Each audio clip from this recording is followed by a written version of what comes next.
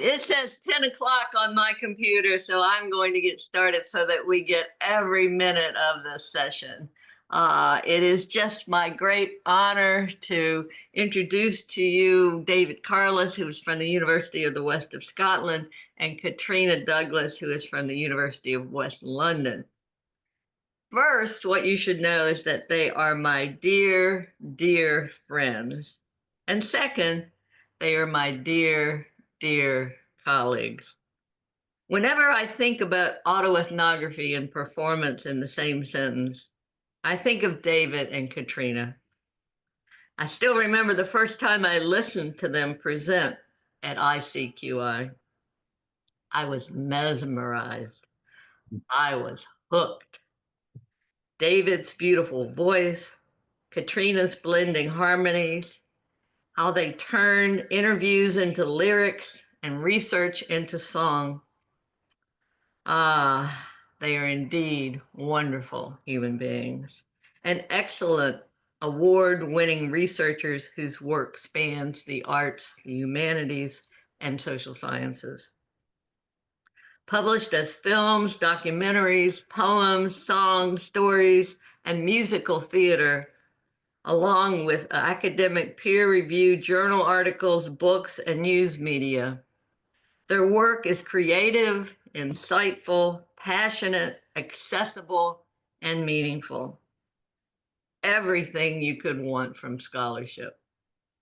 Their in-press book, due out in April, is entitled Pedagogy and Practice in Autoethnography, Interdisciplinary Perspectives. It is amazing, trust me. Go get a copy. But for in April when it comes out. But for now, you get to be here with them, and I can guarantee that it will be an unforgettable experience. Thank you so much, David and Kitrina, for being willing to be here with us and share your unbelievable talents. Take it away. Thank you, Carolyn. That's such a warm and loving introduction and invitation. And thank you all who have turned up to our session. When we were thinking about what we would want to share and talk about this afternoon,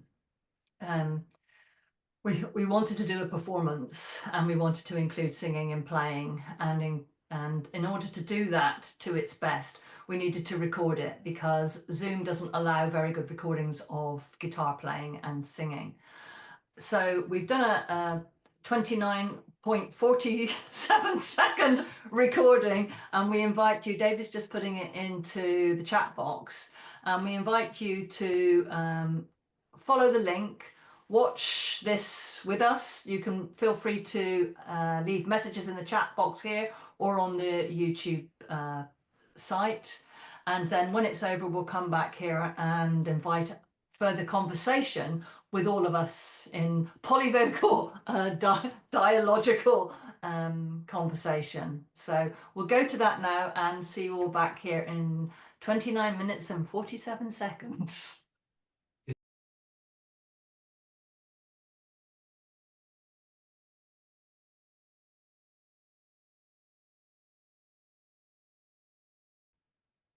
That was just wonderful. Thank you so much. I hope everybody is finding their way back here to Zoom so that we can have a discussion. I think you both raised so many important issues that I'm hoping people would like to address. You want to raise your hands and I will call on you, or Kitrina and David will call on you.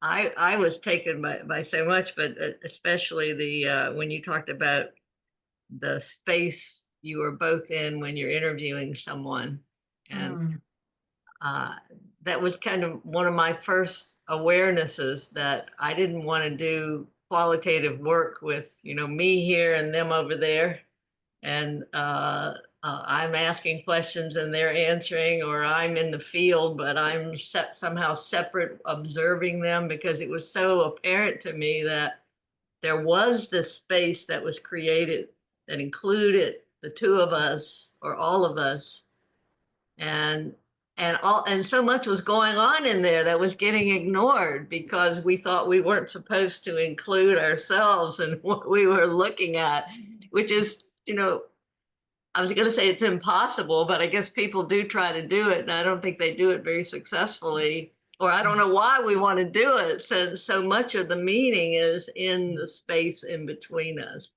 So I love that you talked about that, and thank you. Chris. I'll just real quickly say I could listen to you two all day long play the music, but I could listen to you for 2 days talking about your process without resting. I love hearing you talk about how you do this. So I would just shut up and get you to talk. Say some more.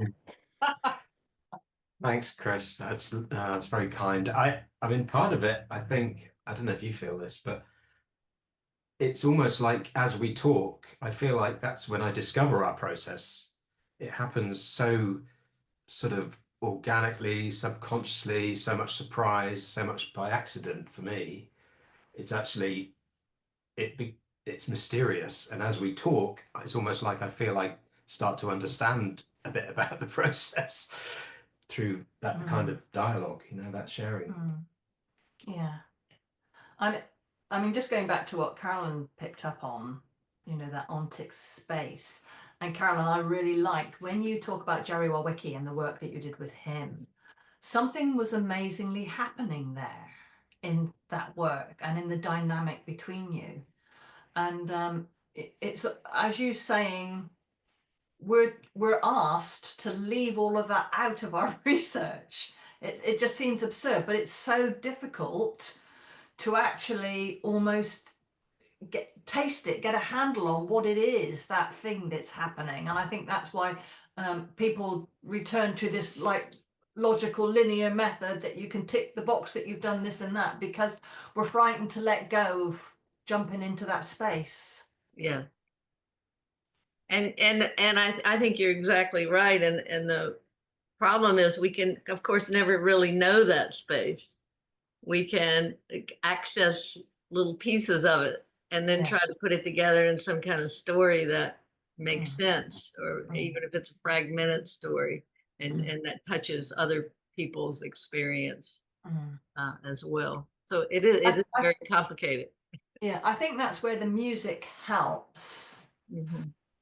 Because you're not trying to articulate something in words necessarily. And so a rhythm can come out that leads somewhere, or a melody can come out and space can come out, and you allow your body to feel the vibrations, and you're walking on in that autoethnographic life, and there's something that happens when you've got that mix.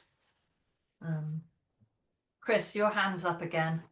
Yeah, just because you mentioned the rhythm of that song Gwithian Sands just like moves in my body when you're doing it, and there's something there that I can't understand, but I know.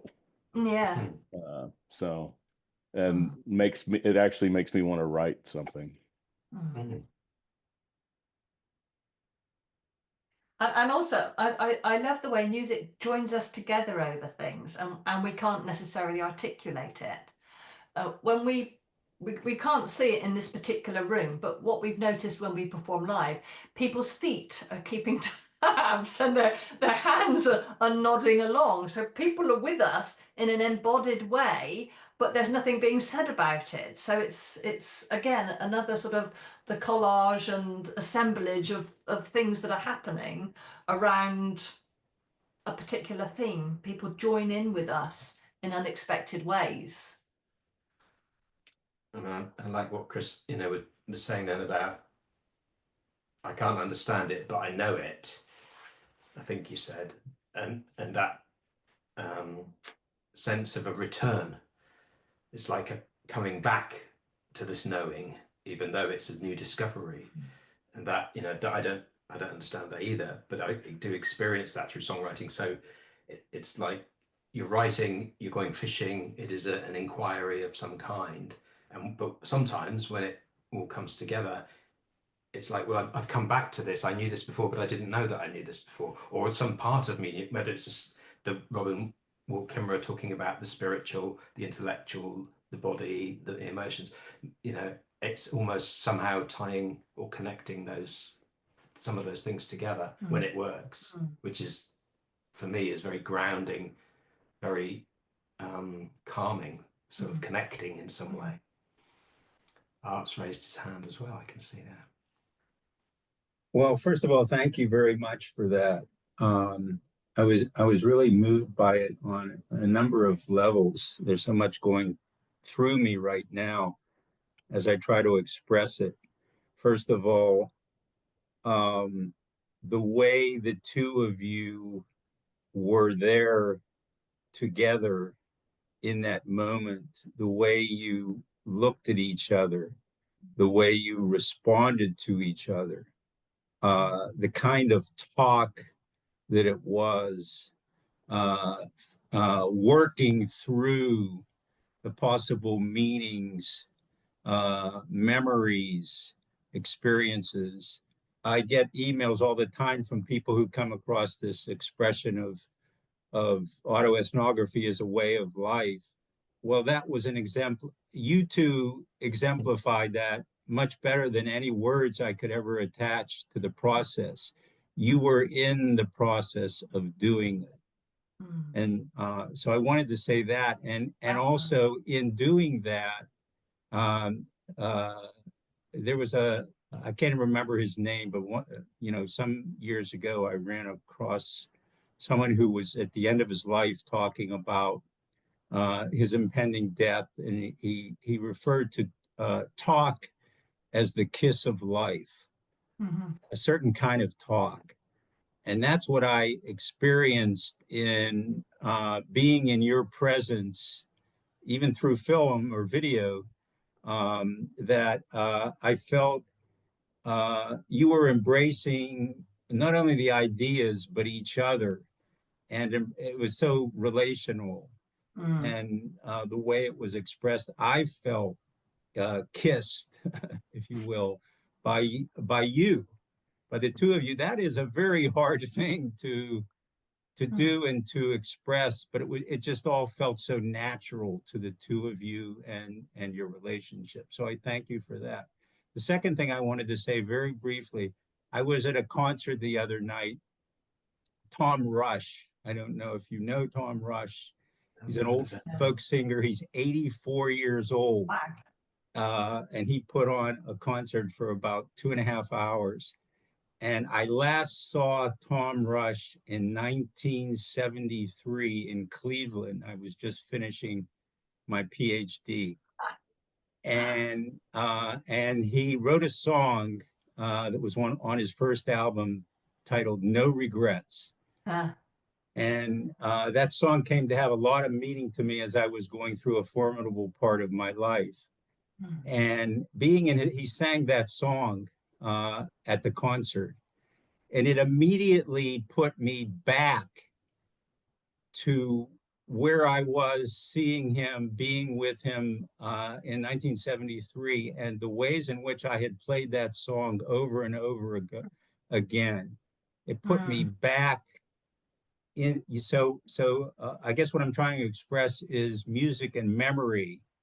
And you were alluding to that in several of your expressions today. And I could go on and on. I don't want to take other people's times, but thank you. Thank you so much for this. Thank you, Art. Yeah, thank you for those words. That's a really beautiful thing to say. I think in our work, to kiss somebody and send some of that love out there is beyond something that I'm able to think about doing. But it's really lovely when I hear that that's how it's received. So thank you. Christopher. Good morning or afternoon for everyone, wherever you might be. And thank you too for sharing. I'm also a music person and I've been performing autoethnography for, 10 years. And I'm curious, like, when we get to do this, like, I'm sure you two know that joy of being able to share the music with people. And then afterwards, we've already heard a bunch of people saying like, "Ooh, I get this," or it touched me. Do you know of any research studies that are going through like audience experiences through autoethnography, music making autoethnographies? We did, because we both exist or try to exist within the British academic system, where impact and evidence are to the fore. We did some research some years ago around the performances. Actually, the Gwydion Sounds was one of the songs. So some performances of songs and stories and poems that we did from that project with the women in Cornwall, and also from the Blue Funnel Line, that project, which was people living in supported housing, an urban supported housing scheme. So we did performances particularly with students, and then we tried to research the effects and the educational potential or reality of using that way of sharing research findings as part of their undergraduate and sometimes postgraduate studies. So we published a couple of papers, one in Educational Action Research in 2010, and one in the British Journal of Guidance and Psychotherapy, I think it was, in 2011, where we looked particularly at what's in the song, what's happening through the song. I'm not aware of anyone that's done it specifically with autoethnography of their the impact. That was participants, so the auto/ethnography, I suppose. But one of the chapters in the book that Carolyn mentioned that we've got coming out in April, I write with some students and they write about their responses to my autoethnography. And we talk about that between us in conversation in the chapter. So that's a possibility that might be of interest to you. Thank you. Be worth doing if you Yeah, let's all write a grant. Who wants to join me? I probably will email you then later. And you might look at the book I did some time ago with Bridie Lee. Yes, absolutely, Carolyn. Yes. Musical autoethnographies. Thank you. Yeah. Good call. Nabila. My question is not like directly related to the content of the video, but well, first of all, let me just say how amazing it was, and this song that you ended with, "Girls, come down, leave your lands." It's still lingering in my ear, so that was absolutely amazing. My question is something different. So I am not a songwriter, but one day I used an AI to write a song. And then I got horrified myself. So as a songwriter, does it scare you, this emergence of AI and how it's may or is already taking over creative endeavors that was like supposed to be exclusively human?